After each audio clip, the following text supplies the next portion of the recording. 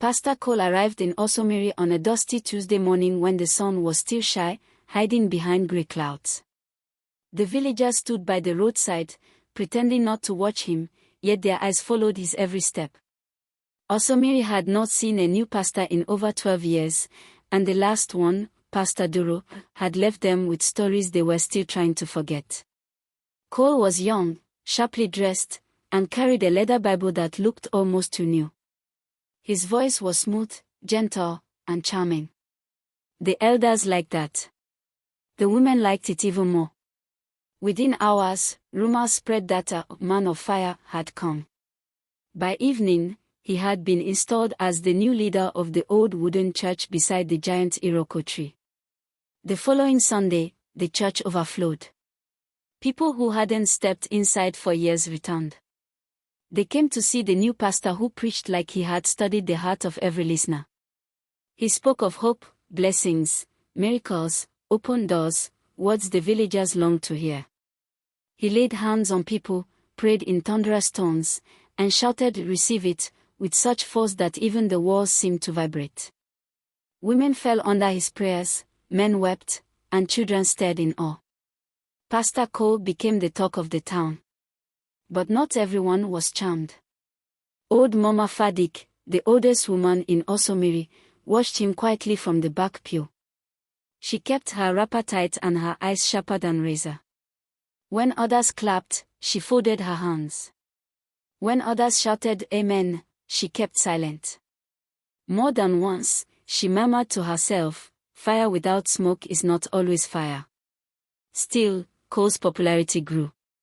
He moved into the parsonage and began visiting families, blessing homes, and collecting seed offerings. He told them blessings required sacrifice.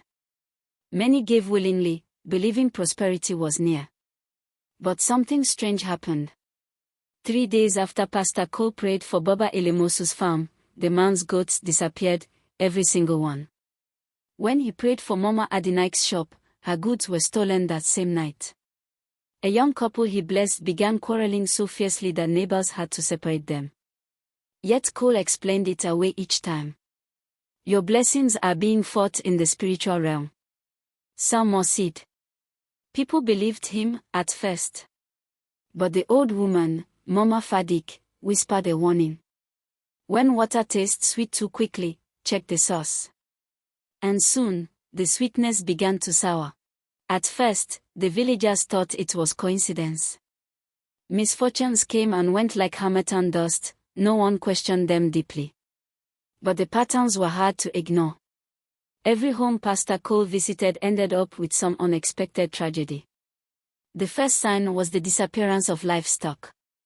After Baba Elemosu's goats vanished, others noticed their chickens, sheep, and even dogs going missing. The town hunters searched the outskirts of the forest but saw no footprints, no blood, no signs of attack. Animals don't disappear into thin air, Hunter Dabri muttered. But the pastor insisted it was witchcraft fighting blessings. Then came the sicknesses. Mild coughs turned into fevers. Children who had been healthy suddenly grew weak after Cole prayed for them. A teenage girl even lost her voice the day after he touched her forehead. Still, people kept running to him. Fear and hope worked together in strange ways. The church grew fuller. Cole's prayers grew longer, louder, more dramatic. He poured oil over heads until their foreheads glistened like palm kernel seeds. He told the people that Osomiri was under an ancestral attack, and only his spiritual authority could save them. To conquer darkness, he said, you must give something precious. So offerings multiplied. People sold farmland to sow seeds. Women gave up jewelry passed down through generations. Some even brought yams, rice, and clothes to his parsonage. One night, Mama Famileo, a widow, arrived at the pastor's door crying for help. Her only son had collapsed suddenly. She begged Cole to pray. He laid his hand on her son's chest and whispered a short prayer. The boy died before morning. His spirit was already claimed, Pastor Cole said calmly. The town mourned. But Mama Fadik's eyes burned with suspicion. A week later, she gathered 3 elders, men with ears trained to listen and minds trained to remember. There is a shadow following that pastor, she warned. Open your eyes. But fear had already swallowed their courage. Only when something truly shocking happened did the town begin to whisper and listen. Mama Fadik had seen many seasons, more than any living soul in Osomiri. Her memory stretched back to stories her grandmother told her, stories of tricksters who dressed like prophets, stories of spirits who borrowed human faces. She watched Pastor Cole with the patience of a hunter waiting for prey to reveal its true shape. The turning point came the night she saw him walking near the old shrine path, the one no villager used anymore. The moon was bright, the wind still. From her compound, she spotted a figure moving with stealth, carrying a sack over his shoulder. She followed quietly. When Cole reached the abandoned shrine, he knelt and opened the sack. A soft glow escaped, strange, reddish. Fadik hid behind a fallen tree and watched as he chanted words she had not heard since childhood. They were not Christian prayers. They were ancient incantations used by fortune hunters seeking power from spirits of the deep forest.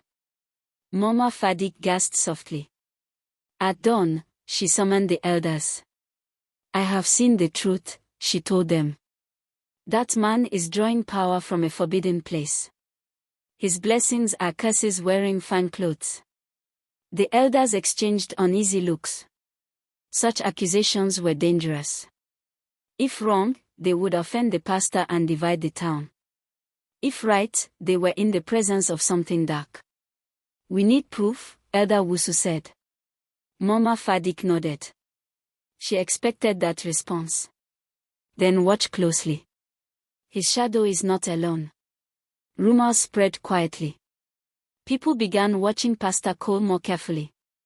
They noticed small things: he avoided walking near mirrors, refused to shake hands with certain people, and never allowed anyone into his parsonage after sunset. Then came the strangest event. A young boy reported that he saw Pastor Cole at the shrine path again, this time bearing something. The boy swore it was the missing goat from Ilemosu's farm, its body tied with red cloth. The town grew uneasy. If Cole sensed their suspicion, he didn't show it. On Sunday, he preached a fiery sermon, sweat dripping down his neck, shouting about enemies and backstabbers. Those who plot against the anointed, he cried, will face untimely judgment. People trembled, not from faith, but from fear. The distance between Pastor Cole and the villagers had begun. Trust was cracking, slowly at first, but cracks always widen. And the truth was ready to burst open. Things reached a breaking point the night someone unexpected arrived in Osomiri, a stranger dressed in dusty clothes, carrying a worn-out bag and a battered Bible. He called himself Jacob. He came looking for a place to rest, and the villagers offered him a small hut near the marketplace. He thanked them, speaking gently, humbly, unlike Pastor Cole's loud, dramatic manner. That evening, he attended service quietly, sitting at the back.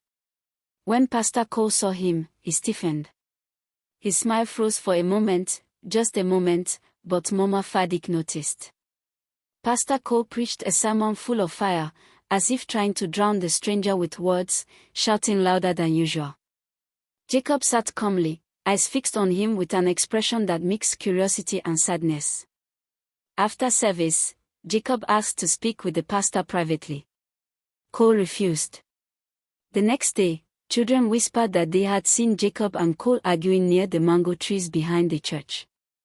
Their voices were low, but the children said the pastor's eyes burned like hot coal. Later that evening, Jacob visited Mama Fadik.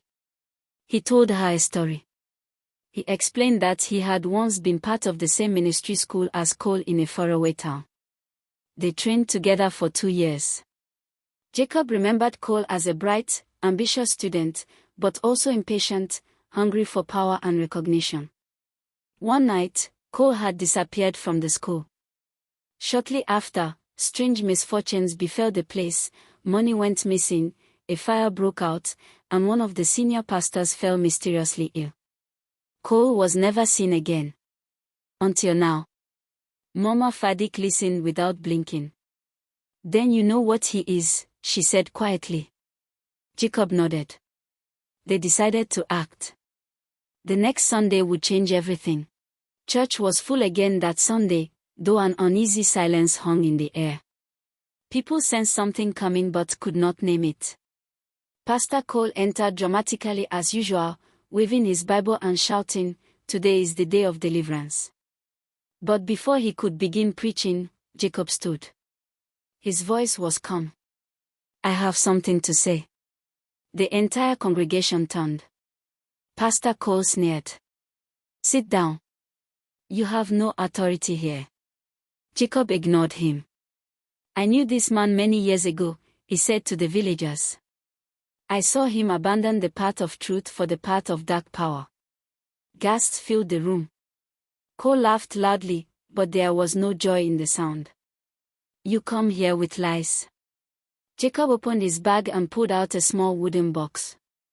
Inside were strange objects, red cloth, animal bones, and charms drawn with black ink. "These," Jacob said, "were buried behind the church. I dug them up last night." The church erupted into shouts. Pastor Cole's face turned pale. "You think those are mine? Anyone could have planted." Before he finished, Mama Fadik rose. "Enough. You lie with your tongue but not with your shadow." She held up a small cracked mirror. When she turned it toward Pastor Cole, something horrifying happened.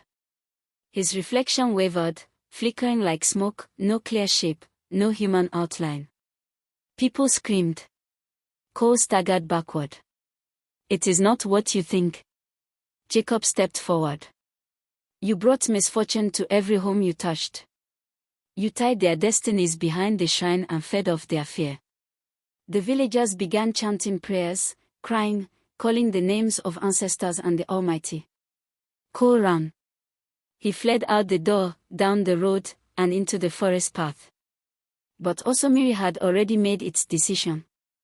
The town could no longer trust him. Pastor Cole ran deeper into the forest, heart pounding like talking drums. His mind raced. How had things gone wrong so quickly? He had been so careful, so calculating. He had built plans for Osomiri. Years of power, wealth, influence. Now, everything crumbled. He reached the old shrine clearing and knelt before the stone altar. "Spirits of the deep forest," he cried. "I fulfilled my part. Protect me." The wind did not answer. The trees stood silent. For the first time since stepping into Osomiri, fear crept into his bones. Back in the village, Jacob and the elders gathered a small group of brave young men. Armed with lanterns, sticks, and courage trembling inside their chests, they followed Cole's tracks into the forest. Mama Fadik stayed behind, praying in her old, cracked voice. They found Cole kneeling at the shrine. Cole turned to face them, eyes wild, breath shaking. "Stay back. You don't understand what you're dealing with." Jacob stepped forward calmly.